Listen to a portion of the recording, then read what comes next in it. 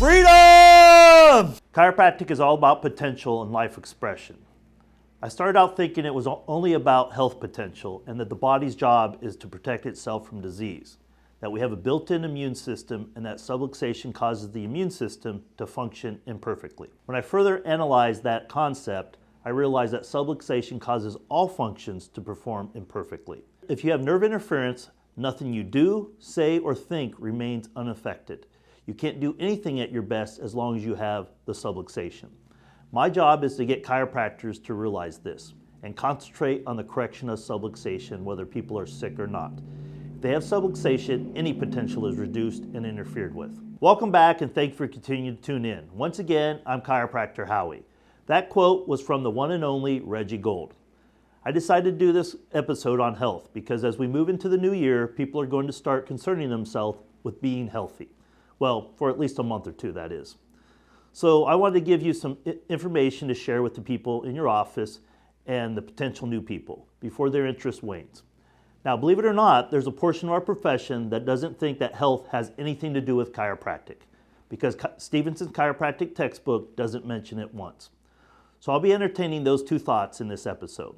As chiropractors, we reset the nerve system, and when the nerve system is operating at its fullest potential, the body begins to function the way it was intended to from the very beginning.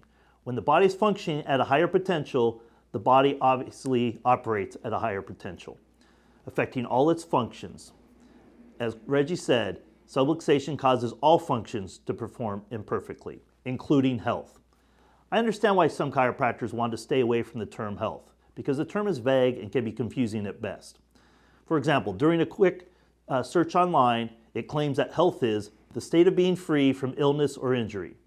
As chiropractors, we know that not to be true. We've all heard the WHO's definition, a state of complete physical, mental, and social well-being, and not merely the absence of disease or infirmity. Closer, but still not there.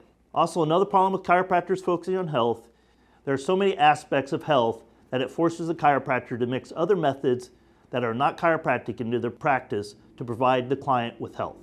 Sorry folks, that's not our responsibility. Doesn't mean that those other things aren't important, they just aren't chiropractic. We need to take ownership of what we do because there's no one else on the planet doing what we do. Our role as chiropractors is to locate, analyze, and help the body bring about the correction of vertebral subluxation solely because they are a detriment to the expression of life potential, and educate people on the importance of weekly care for them and their family on a lifetime basis, and provide an office structure and fee system to accomplish that. That's where our job starts and ends. Nothing more, nothing less, nothing else. However, if we are going to try to find a correlation to health in Stevenson's, I'd say we should look to the chiropractic signs of life.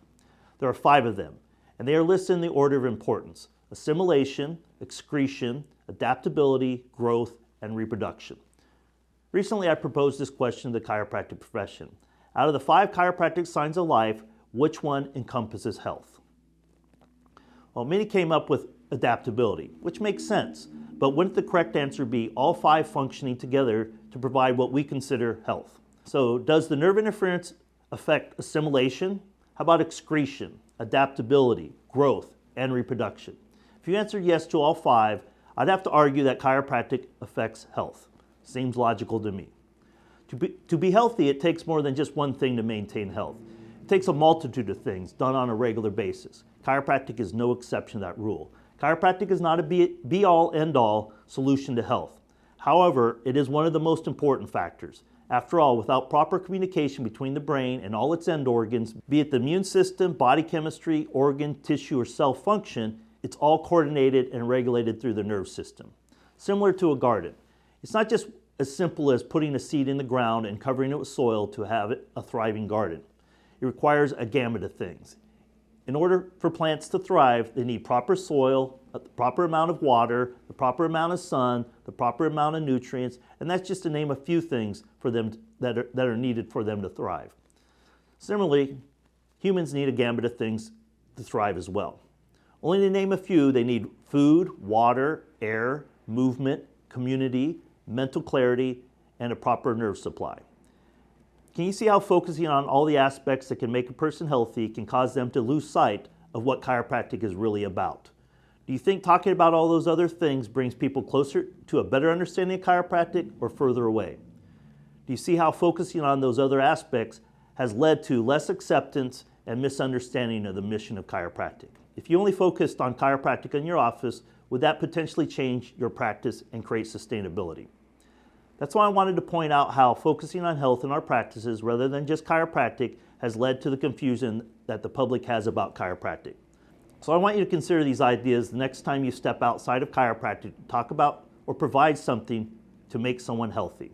There's no better way to allow someone to move closer to health than to have their spine checked for vertebral subluxation on a weekly basis. It's what we do for ourselves and our families, after all. I know for myself, my life and health has changed since I've been getting my own spine checked at least twice a week for over the last 20 years.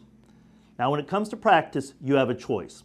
I want you to consider how different your practice would be if you focused on only one thing in your office, chiropractic. Imagine if the people coming into your office understood that they are doing the best thing for themselves and their family by getting into your office at least once a week. How would that change your practice? So develop a system in your practice that educates people on the value and importance of the nervous system and its vital role in maintaining and regulating the body's every function. As our developer said, the chiropractor, when they apply the principle upon which the profession is based, is instrumental in the restoration of health. Health is not from the chiropractor. Health is a common heritage. It is a normal condition that the body enjoys when free of nerve interference. When people begin to understand that chiropractic is essential to proper function and that it needs to be done on a weekly basis for life to allow the body to function at its fullest potential in all aspects of life, including health, over time, when enough people start doing that for themselves and their family, it eventually leads to practice freedom!